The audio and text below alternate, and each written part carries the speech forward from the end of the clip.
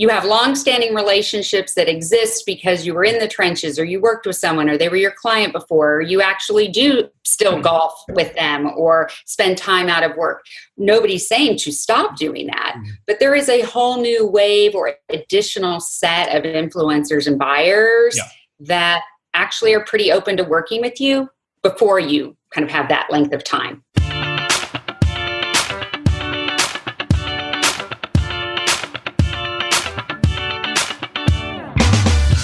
Hey y'all, welcome to Selling with Social, the podcast that helps marketers increase marketing qualified leads, sales reps to shatter sales results, and sales leaders to grow as leaders. Each show, we interview sales, marketing, and social media practitioners, leaders, and influencers to help you connect, close more deals, build stronger relationships with clients, and improve your sales productivity. I'm Mario Martinez Jr. You're now listening to Selling with Social.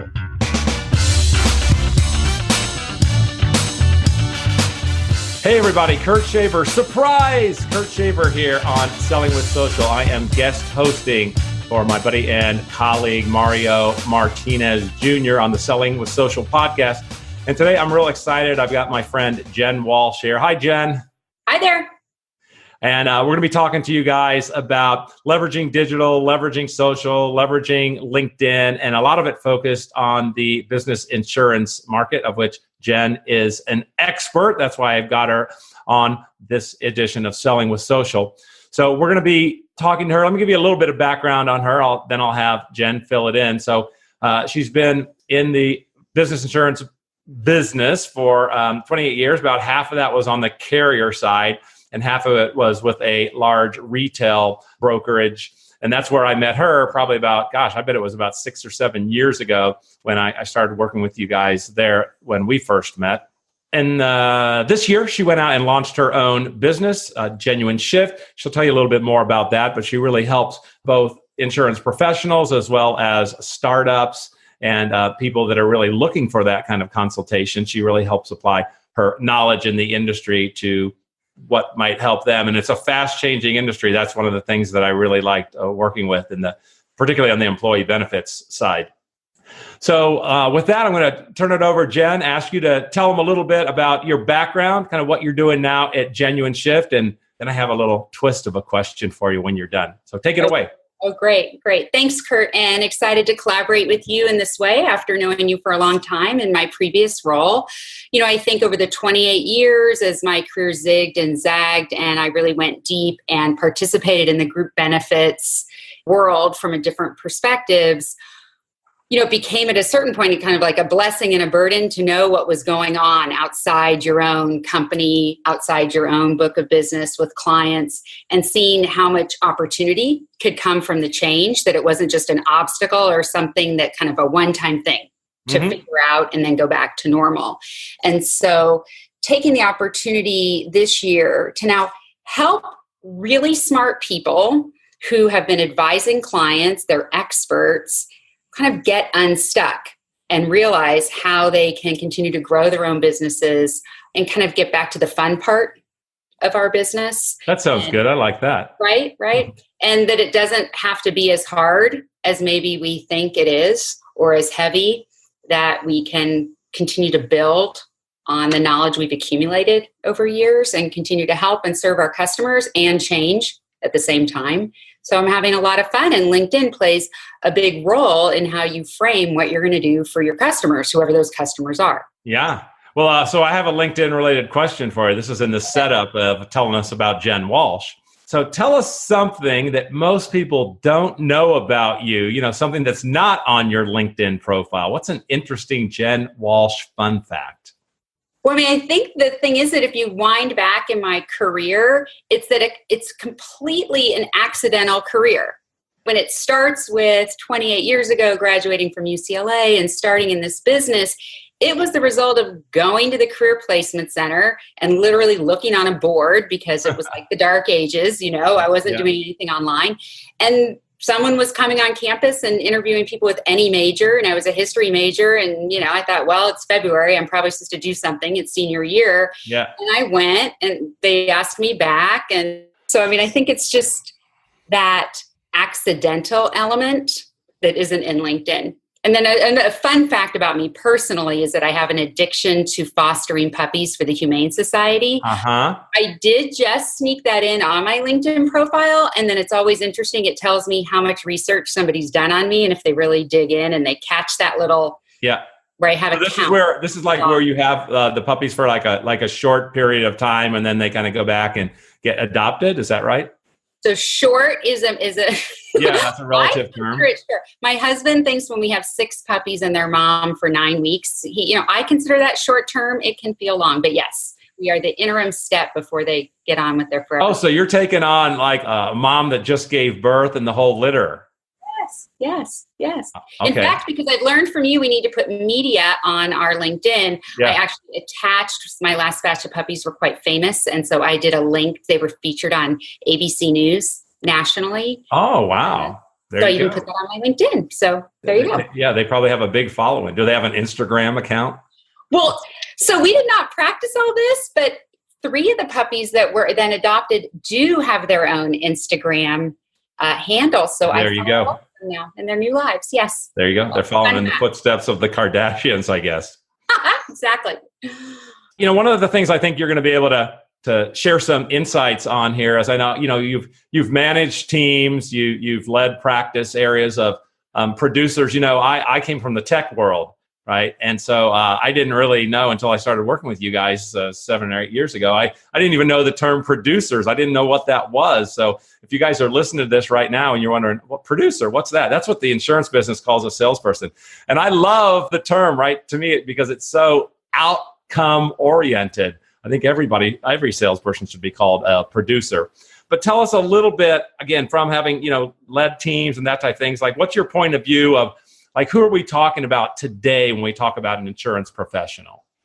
So I think that's a really interesting question. My point of view is that anybody who interacts with a client is who we're talking about. And that world has dramatically changed. I don't think it's necessarily that different in the property casualty world, but I'll use for purposes of our discussion, the employee benefits world, where the kind of legacy model of kind of a producer or client manager and an account manager and maybe an assistant and kind of this little pod who would serve the client. Most firms have outgrown that model as a result of how much the ecosystem has expanded in terms of what people do. So where it used to be that the producer or salesperson, when we think about LinkedIn, kind of needed to have a profile and a bio, and it was about their brand. Right. More and more, in order to serve clients, and this is not just a very large client issue, it's small clients as well. They have a diverse set of needs. And so you are often, in order to serve them, bringing forward 3, 4, 8, 10 different colleagues to serve them. And so it's very much of a team sell. That's right. That's right. Yeah. And so when we think about going forward and having discussions and acquiring new clients or building on existing relationships, it may be true that within a firm, somebody's held accountable to a certain sales goal, right? So that's kind of hygiene factor, growth steps, and we're going to measure that. But in terms of how you actually do it and the customer's perspective, they're not thinking of it as the producer. Right. Yeah. They're looking at this whole broad group. So I think of it pretty broadly. That's interesting that the selling side really has grown into such a team situation, because, what we hear all the time in sales conferences is that on the buying side, the number of buyers involved in a B2B decision, right? People on the buying committee or influencing, like that number continues to grow. And the CEB publishes a stat on that every week, and every year. It keeps going up every year. I think it's like 6.8 people right now. So interesting. I mean, it sounds like, in a way, maybe the industry is just matching what's happening to some extent on the buying side to make sure that you've got all these bases, all these influences, all these stakeholders, everybody covered. Well, I think it reflects the complexities of business today. So I think, there you go.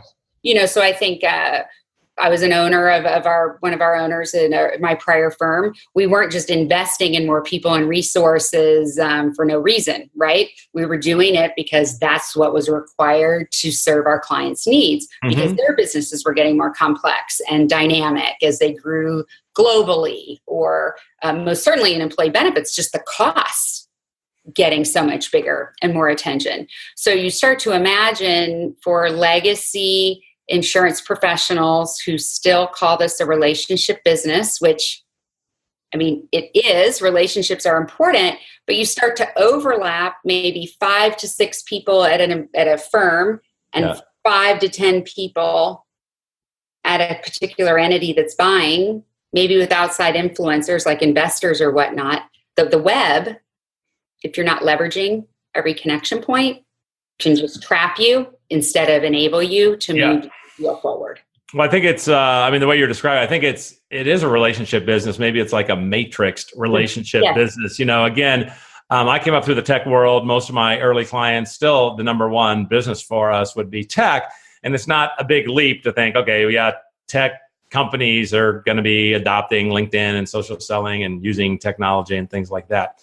But one of the really interesting things that I learned working in the business insurance industry for a number of years is I think that business insurance is much more relationship oriented than, say, the tech industry, which can tend to be a little bit more transactional. Like maybe you sell one CRM system or one data center or one ERP solution or something like that. And it's like, okay, that's what the company's going to use for 10 years and you're good to go. And you move on to the next one. But the insurance is always changing. And I think that people tend to stay in their role longer and they don't jump companies as much. So I think so talk a little bit about really relationships in the business and also how LinkedIn can play into enhancing those relationships. Right.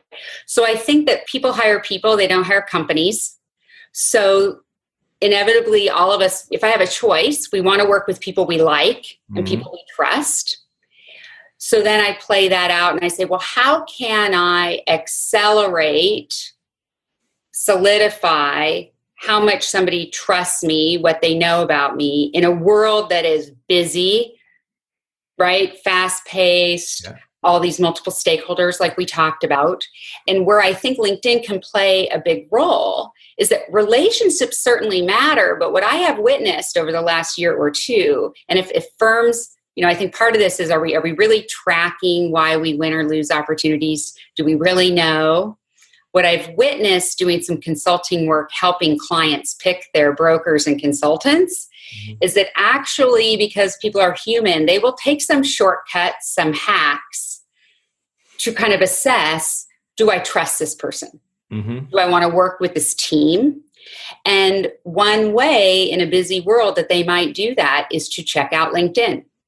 When somebody goes to somebody's LinkedIn, does it look modern? I mean, it doesn't have to have every video. It doesn't have to have like the pimped out Escalade of LinkedIn profiles.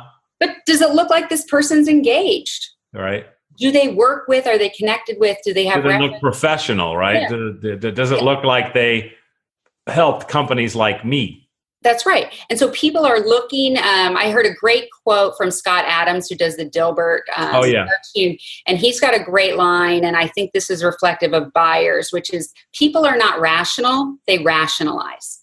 And so if you're going to be deciding who's my new broker consultant, and maybe some other influencer says you need to interview ABC firm or XYZ firm, I'm going to take some shortcuts to figure out, is this somebody I even want to learn more about?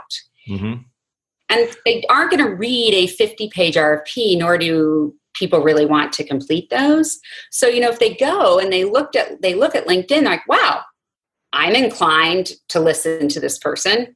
I'm inclined to trust them. If I had a pick, I literally had a client say after interviewing 3 different brokers here in the Bay Area in the spring, if any one of them was the last broker on earth, we'd be fine. Well, this is hardly a enthusiastic endorsement, but let's face it, kind of the hygiene factor, blocking, tackling, tactical efforts. Generally speaking, most people they are considering could execute on certain tasks. But, most people want to do much better than that. They have more aspirational goals. And so while it's a relationship business, what I have witnessed is people will pick who they want to build a relationship with. It is a missed opportunity, or blind spot, maybe is a better way to say it, to think that you have to have known somebody for a year, right, or 2 years, or 10, and that is the only way to build a relationship. People, if they're of that mindset, it's kind of it's like a 20th century mindset. It's really before social networking. It's just too limited. It's going to limit you so much. I mean, I know a lot of my clients have gotten all sorts of benefits from people that, hey, they may not have known that well when they initially connected to them on LinkedIn, but they could tell that they played in their same industry, right, that they had, shared 17 similar connections. You can, again, look at their profile and sort of see the professionalism of it. And so you just have a sense like, not sure, I haven't met them. I haven't looked them in the eye. I haven't had coffee with them. But yeah, it looks like they could be in my professional network. That's right. So what I encourage people to think about is both can be true. You have long-standing relationships that exist because you were in the trenches, or you worked with someone, or they were your client before, or you actually do still golf with them or spend time out of work.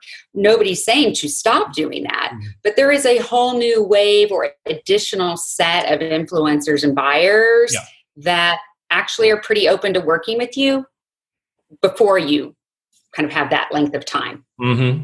Well, we've been talking a lot about the network side of it, and the idea of LinkedIn being like the 21st century Rolodex, right? That's where you maintain your relationships.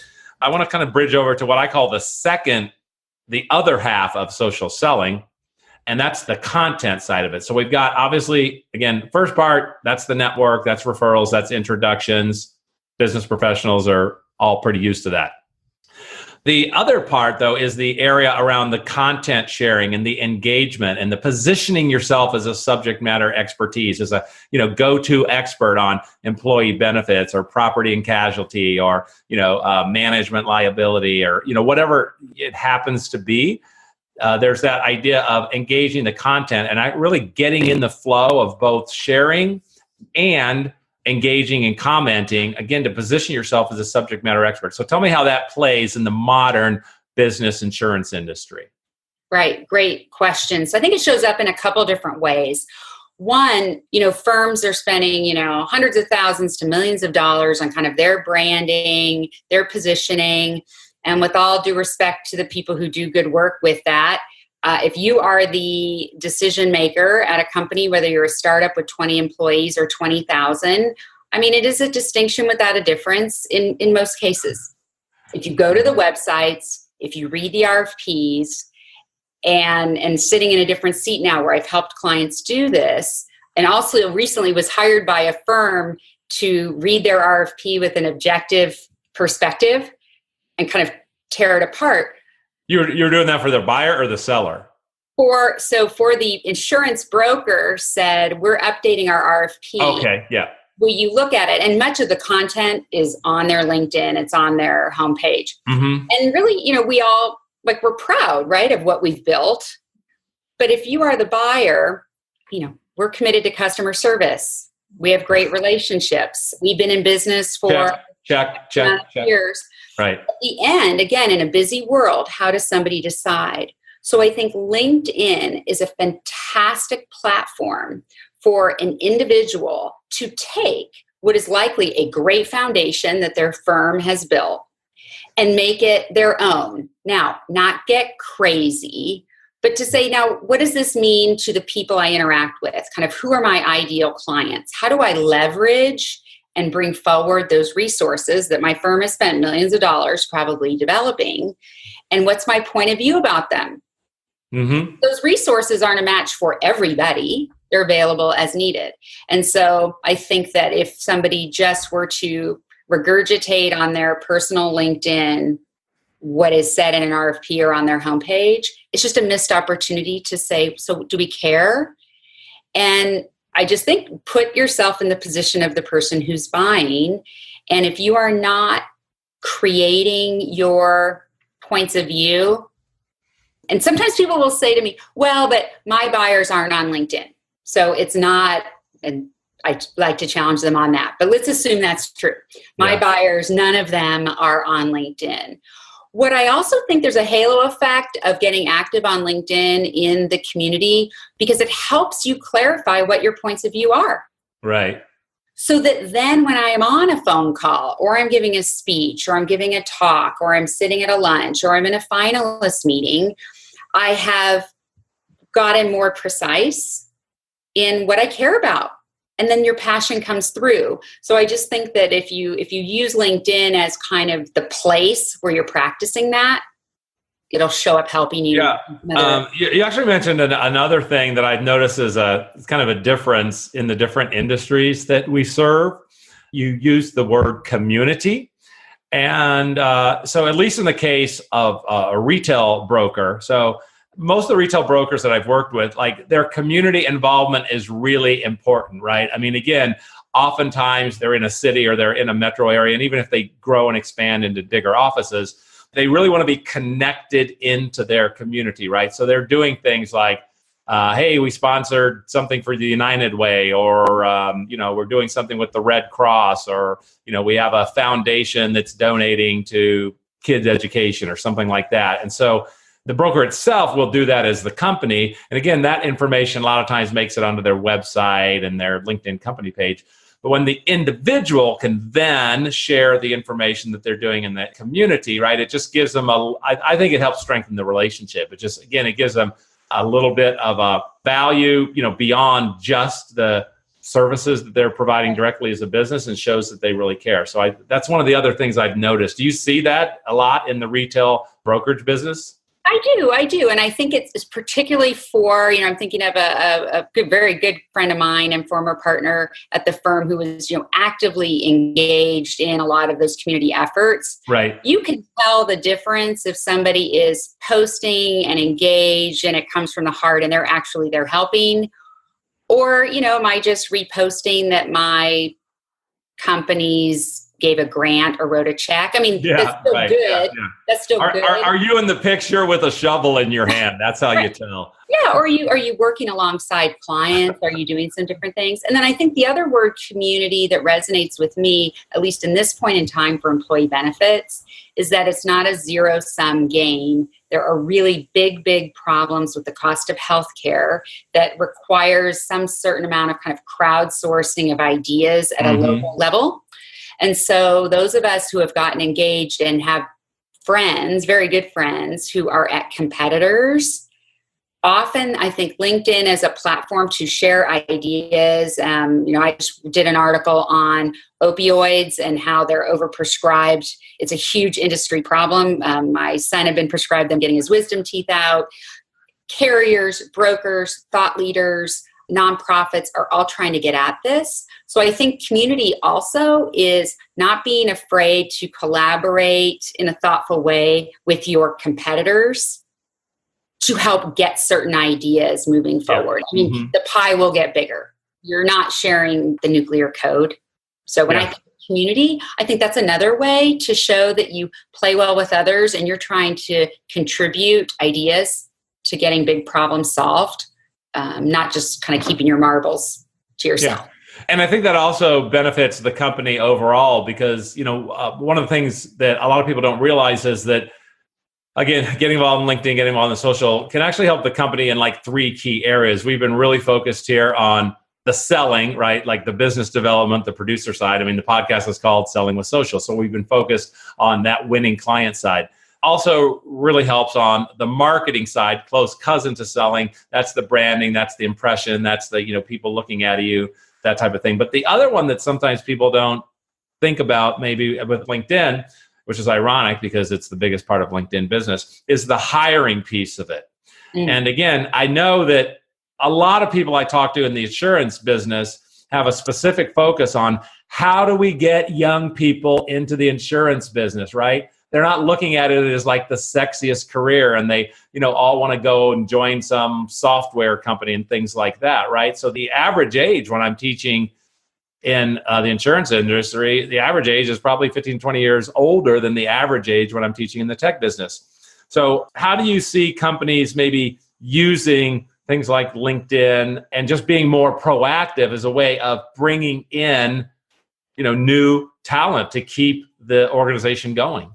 I would say, first of all, if you are anybody who is in HR, senior management, you are a hiring manager of a firm today, and it may be true that you have more business than you know what to do with. You're not looking to expand your business. I don't know what the reality is. Yeah. If for no other reason, I think your LinkedIn profile should be modern and current and at least a fresh perspective, so that if when a new candidate's coming in to meet with you and you say, oh yes, we are very progressive and we're very this, and then they look at your LinkedIn profile and you don't even have a picture, it just doesn't hold up. Right. It just doesn't hold up. Or you got 22 connections. Yeah, it's ridiculous. It's absurd. And it's totally cool with me if somebody doesn't want to use LinkedIn. And just like when I was a practice leader, if a producer, I would say, look, if you can stay home in your jammies and meet your sales goal, I mean, at a certain point, as long as you don't break a law, like, do we care? Now, right. Probably not a sustainable long-term strategy. But I think that if you are interacting with people and trying to become a progressive, modern place to work, tools should reflect that. And the other missed opportunity, and now LinkedIn, I love the update. You are the expert, but within the last couple of weeks, where you can show your progression in a particular role. Oh, yeah. Wasn't that new, Kurt? Just like the last several weeks. Yeah. It's beautiful, because I think that what somebody should be doing if they've, it was funky in the past, because if you were promoted multiple times, maybe the logo of your firm would show up 4 or 5 times. Right. Or when you looked, it only showed your current title, which then somebody wasn't sure, did you come in at that title or what happened? Right. So I would encourage people, if they haven't caught it, to go in and to, LinkedIn did it automatically for you if you did the logos every time. But over time, your newer employees, where you can really prove that they had career progression, I think that's a beautiful thing. If you're trying to get new people to come to your firm and you have a group of people who are going to be part of the interview process, and they go and check out their LinkedIn profile and they say, wow, Jane Doe, wow, it's true. She was promoted 3 or 4 times. Mm-hmm. Yeah, right. So it shows some momentum, right? Yeah. I think so. And so I think it holds up. Just like if I'm saying to a potential customer, hire me because in XYZ, they're going to ask for some facts to back that up. I think that as we're trying to attract more new people into the business, those are a couple of things that people should be thinking about. Well, that's a good tip. Definitely to look at the way the experience section of LinkedIn, which is the most resume-like part of LinkedIn, how that treats multiple jobs within the same company. So we'll kind of move toward wrapping up. Any other tips that you can give? I know that you're a strong networker using LinkedIn. I know that you're leveraging it for content sharing and you're really engaging people, sometimes reaching out to people proactively to help engage. So what you want to give people is maybe like a tip, like you should do these 1 or 2 things. Make sure you're doing these. Yeah. So I think the first would be, I'm wildly empathetic. The struggle is real, trying to find time. There are many people who are weary, fatigued. As you and I are chatting here in August, they're going into, the busy season for benefits. Yeah. And often it just feels like the thing they will get to when they have time, no extra time is coming. And I would say it's probably a problem. Nobody should be, noodling on LinkedIn for 8 to 10 hours, except for you, Kirk, because it's your job. But for those of us in the benefits world, like, and we're not saying 8 to 10 hours, but it probably shouldn't be 0. Mm-hmm. Yeah. It could be at least 15 to 30 minutes a week. I would challenge somebody not to find that. And what I worked with my team in the past, and I still to this day, now that I'm on my own, hold myself accountable to it, is I put it on my calendar. And I think it's 15 minutes or 30 minutes. Now I'll say LinkedIn deep dive. Yeah. So I'm checking in with it, but I account time. So I think that's one specific tip. And also it's, if you have not looked at your profile for a while, print it out. Oh, that's a great tip. Mm-hmm. Yeah, you can print it out. You can get a PDF version. Copy it, throw in a Word doc, or just print it, the PDF, and just look at it. Because sometimes when we glance at it quickly on the screen, it just doesn't jump out at us. I mean, I was working with a practice leader of a very large firm, and she has data that was 5 years old on there in terms of the size of their shop. No, okay, yeah. But it just happens, not because we're bad people or trying to mislead, or we just forget.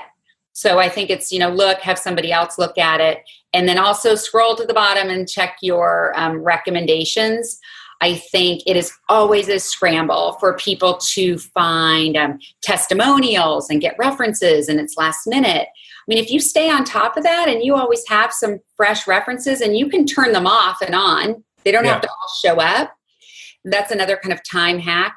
You're doing an RFP or you've got a prospect meeting, you're like, oh, shoot, I should probably have some references, or can I use their logo? Well, I mean, if somebody's already given permission and they've given a testimonial on LinkedIn, that is permission. I'm so glad you said that. That is one of my favorite things on LinkedIn of all the features. And it's also the hardest one to do because everything else in your profile, you can control yourself. But obviously a recommendation requires somebody else to take action.